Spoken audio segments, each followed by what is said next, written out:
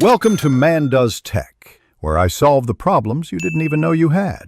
In this video, I will show how to make Alfredo sauce from scratch. First, let's gather our simple ingredients.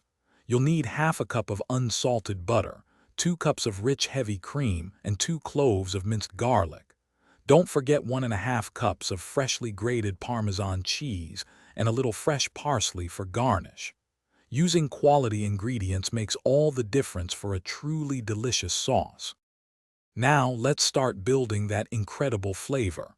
In a medium saucepan, melt your ½ cup of unsalted butter over medium-low heat.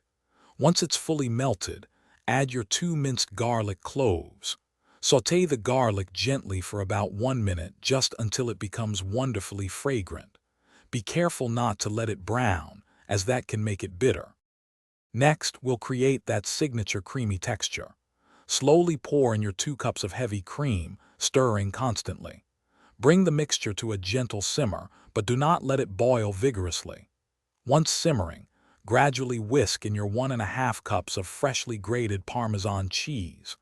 Continue whisking until the cheese is fully melted and the sauce is smooth and velvety. Almost done. Now it's time to season your beautiful Alfredo sauce.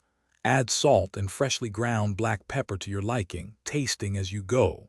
Remember, Parmesan cheese is salty, so adjust carefully. Once seasoned, your homemade Alfredo sauce is ready. Serve it immediately over hot pasta, perhaps with a sprinkle of fresh parsley for a pop of color. Enjoy! Thanks for watching. If you found this helpful, don't forget to like and subscribe.